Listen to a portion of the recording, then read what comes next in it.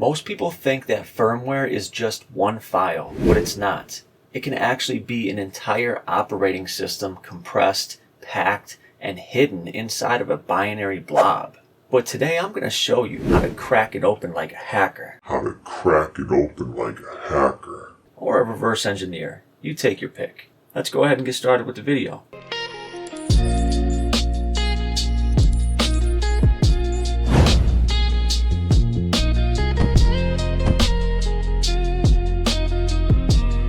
Using a tool called Binwalk, built into Kali Linux, to extract everything inside of a firmware image from the file system and configuration files to possibly even secrets.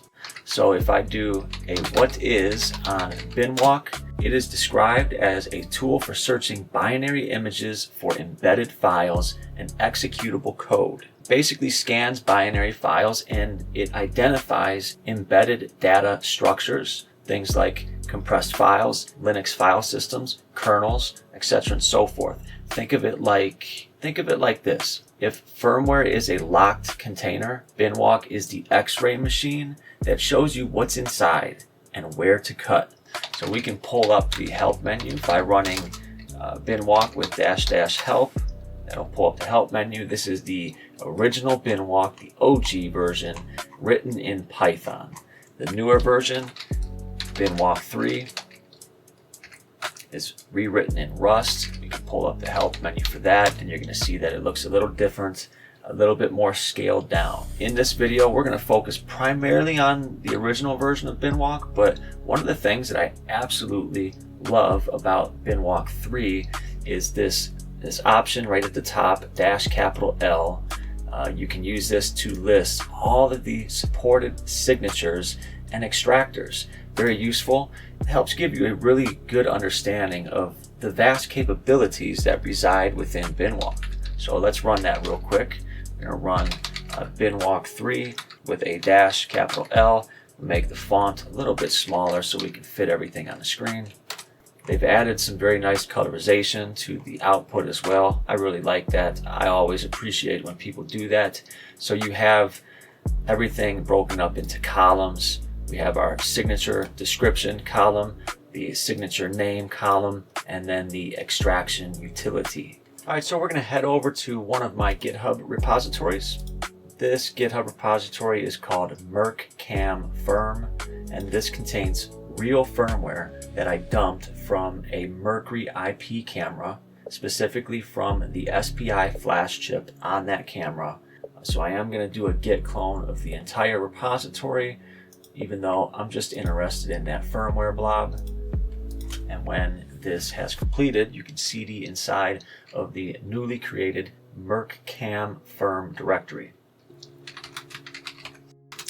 Run the ls command, and we are interested in mercury.bin. This is going to be our firmware image for all of our demonstrations.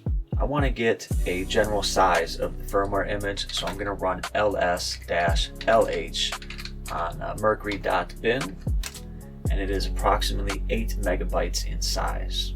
If I run the file command on this firmware image, we actually get back that it is an OpenPGP secret key, which is very interesting. In any event, we are going to start up Binwalk. Unless I specify otherwise, I'm referring to the original Binwalk written in Python, not Binwalk 3 written in Rust. So first, we're just going to run Binwalk with no options. We're going to run that on mercury.bin.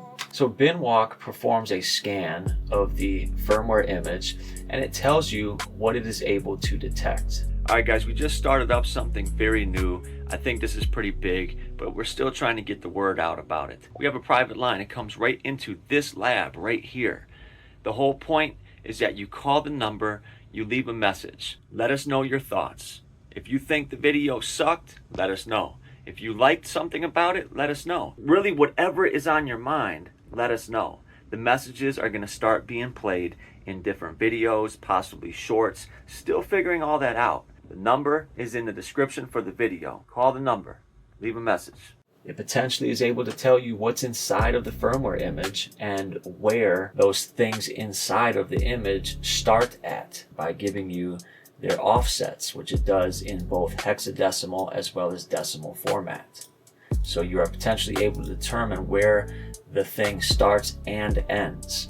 We have a SquashFS file system, and this is going to be gold for anybody, reverse engineer, hacker, whatever the case may be. This is going to be gold because that's going to basically contain a file system similar to a Linux file system, even with directories and files where you would find user accounts, passwords, etc. and so forth, just like on a Linux system.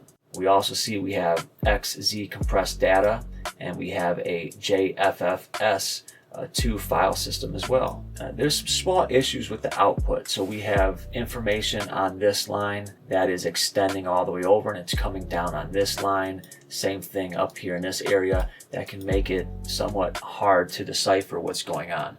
So with the OG version of Binwalk, you can actually use a -T. And if we rerun that, you're going to see that the output is now in a format that is much easier to understand. We've cleaned up everything, and this is almost essential when you're dealing with a lot of output. So now everything is aligned perfectly, and we can decipher what's on the screen.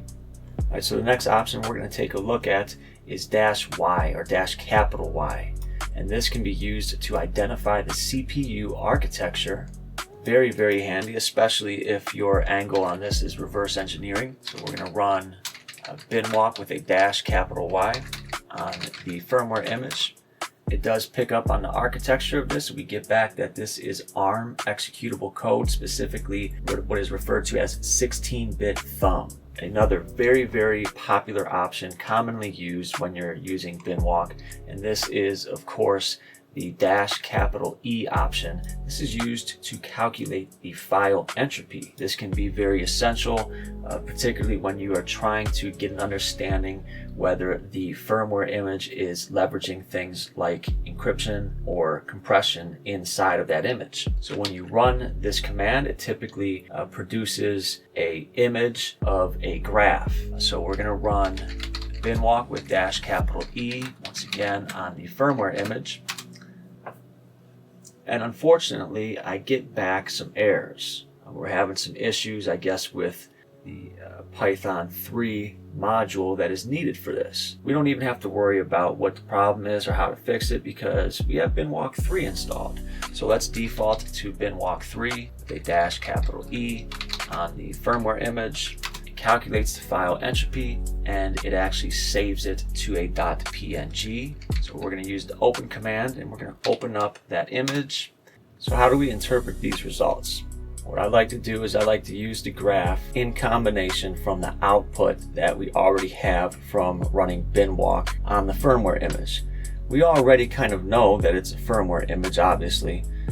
But what if we didn't? What if we knew nothing about it? Well, we would at least be able to gather thus far from the data that we have that we're dealing with several areas that have very, very high entropy, and that is why we see these long horizontal lines at the top from left to right. This is all high entropy, and these lines would indicate that you're either dealing with a very long continuous regions of encrypted or compressed data. We know from looking at the output of Binwalk, it does look like a firmware image. We have segmented data. We have a little bit of structured data. There's going to be headers. So moral of the story is it is lining up, and it is pointing to the idea that we are dealing with a firmware image that contains a little bit of structured data as well as large areas of compressed data, but not encrypted data. A tool that I really like to use instead of the -E option with Binwalk is a command line tool called ENT. And that can give you a lot more information, and it's doing it from the command line, and I like that. So if we do a what is on ENT, this is a pseudo random number sequence test. Probably don't have this pre-installed on your system, so to install it, simply run sudo apt install ENT, and then you run ENT on the firmware image, and you get back the entropy. No graph, no pictures. You just get back the results straight in the terminal. I like to take the output and then just paste it into something like ChatGPT and have it turn it into a graph or an image. and that'll give you a better picture of what's really going on. All right, so let's move on to the part that most people are probably interested in, and that is extraction. All right, so to perform extraction, we run binwalk with -e on the firmware image. The -e flag will tell binwalk to carve out everything that it recognizes. It will create a new directory, and everything that it finds will be carved out and sent to that new directory. But most of the time, when people run binwalk, they don't just include -e. They add on another option or another flag, and that is M. Adding on that -M performs a recursive extraction. This is important to understand. This is the command you will see in most real scenarios. That additional M flag enables recursive extraction. It's also called Matryoshka mode. To my understanding, that word refers to those Russian dolls that are nested inside of one another, where you open one up and there's another one that's smaller. That's what this is meant to symbolize. When you run it in this mode, it keeps unpacking layers inside of layers inside of layers. You have to understand, firmware is very rarely just one layer. It's nested, just like those Russian dolls. So we're going to go ahead and run this command. And now if we run the ls command, we have this newly created directory. So let's cd inside of that directory. And if we run an ls, look at what we have. Look at all of this. This is amazing. This is amazing. Everything that you see on the screen, all of these files and directories, everything that we have here, and there's quite a bit here, all of this just came out of that firmware image. But what perhaps you're going to be most interested in is going to be right here, the SquashFS file system. So this is another directory, and this is going to contain the root file system. So we're going to cd inside of that and do an ls.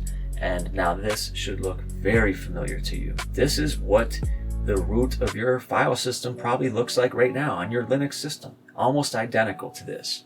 And since we already understand Linux file systems, we know, for example, that binaries are going to be inside of bin. Configuration files are going to be inside of etc. And what do we see inside of the etc directory? Here's the password file where user accounts are stored. Here's the host name for whatever this system is. So let's cd inside of the etc directory, and if we cat out the password file, we now have discovered all of the users on this IoT device, and there is a root user that has a shell. So that is perhaps the main thing that you would be using binwalk for in most situations, right? As you can see, sometimes you'll find credentials, you'll find scripts that tell you exactly how the device boots, and this is where reverse engineering turns into discovery.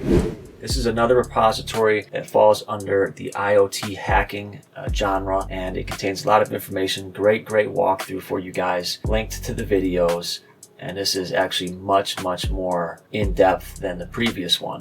And yet again, I have provided the firmware on the GitHub. So I'm going to do a git clone once again, cd outside of this directory, and let's do a git clone. Once that has completed, we can cd inside of the newly created doorbell directory. We're interested in the firmware.bin. First, let's run the file command on the firmware image, and this time you see we get back data. This is what most of the time you're going to get back when you run the file command on a firmware image. If we run ls-lh on the firmware, we get back that it's approximately 16 megabytes in size. Now this is very important. I'm actually going to run ls-l on that. This will give you back the very real size, not in human readable format. And this is what you get back. And most people are not going to be able to make sense of what that is. That's why we add H on to get the human readable format. We understand 16 megabytes. We don't understand this. Why am I belaboring the point? It'll all make sense momentarily. All right, so once again, we're going to run binwalk. We're going to use -t, run that on the firmware image. We're going to get back a lot of output for this one. See, we get a lot of stuff. At the very top, it's saying that there is an Android boot image in here. Well, that's kind of interesting. And this is where you have to be very careful with the output, and you have to pay attention to these sizes. And that's why I'm harping on this. So you see this right here? You might not grasp how big this is because of the non-human readable format. So we're going to copy that value. So there is a command that is pre-installed on your system. That command is number format. And if we do a what is on that, it is used to convert numbers from and to human readable strings. So that value that was somewhat arbitrary to us, we can run number format. I'm going to specify --2 equals IEC. This basically has to do with the units that this is going to be converted into. And we're going to paste in that string value. And when I hit enter, now it makes sense. So using this number format command, we were able to convert that arbitrary value into the human readable format, which is 1.8 gigabytes in size. That's pretty large. Let's run that binwalk command again. So what this is suggesting to us is that within this firmware image, we have an Android boot image that is almost 2 gigabytes in size. That makes no sense. In fact, that's downright impossible. How is a boot image almost 2 gigabytes in size gonna fit inside of a firmware image that is only 16 megabytes in size? That's impossible. We need to make an important clarification. Binwalk does not understand firmware. It performs pattern matches. It scans raw bytes and it says, this looks like something that I recognize. Sometimes it's right, sometimes it's completely wrong. And your job is to separate structure from coincidence. What we have here is a false positive. One of the lessons from this is that you cannot take every line of output from this as fact. Ultimately, you're going to know if it's real or not, because when you go to extract it, if it's there, it's most likely going to extract it. This is not there. This doesn't really exist. So that got me thinking. How many times have I done this? How many times have I made mistakes? Have I looked over output and didn't catch things like this? Here's another one right here. It's not until we convert this value into human readable format that we will get a better understanding of how big or small this is. A lot of this output for this image, it just doesn't make sense. Some of this stuff here is just too big to fit inside of a 16 megabyte image. So that prompted me to create a small bash script. You can get this over on my GitHub. Link is in the description. I have aptly named this bash script binwalk.sh. Let's make the script executable by running chmod +x on the script. And then we're going to run it. It's very simple. You just run binwalk.sh and provide it with the name of the firmware image that you are running binwalk on. So it runs binwalk, and you see that we get a lot of output on the screen once again. But most importantly is that it identifies things that just make no sense, like that Android boot image. And it tells you that this is impossible. It's not possible because of the size of this. So it can help you eliminate some of those false positives. So we have numerous things in this output that are just downright impossible. And then you have some that are suspicious because they just are too small, most likely additional false positives. And then you have several that do actually check out. Just a simple bash script that I think could help identify some of those false positives when you are performing your reverse engineering when you're running binwalk on firmware images. There is a simple rule that will potentially save you hours of wasted time, and that is this. Nothing inside the firmware can be bigger than the firmware itself. So when you see something that is almost 2 gigabytes in size inside of a 16 megabyte file, that's not hidden data. That's binwalk being tricked by random bytes. Hey, I'm a subscriber. Love your content. I'm heavily invested and involved in forensics and would love to see something in the world of email forensics. That's something that you would be interested in digging into and doing some content on. I would definitely look forward to it. Have a good day. Bye. They think it's code, but it's more like art. Every alias crafted straight from the heart. History scrolling like a story I wrote. Every keystroke another dream to promote. Late night glow in the silent room. Cursor blinking like a metronome. System humming, the fan spinning slow. Just me and the shell in that monochrome glow. Every new command another door I unlock. Every script another piece of the clock.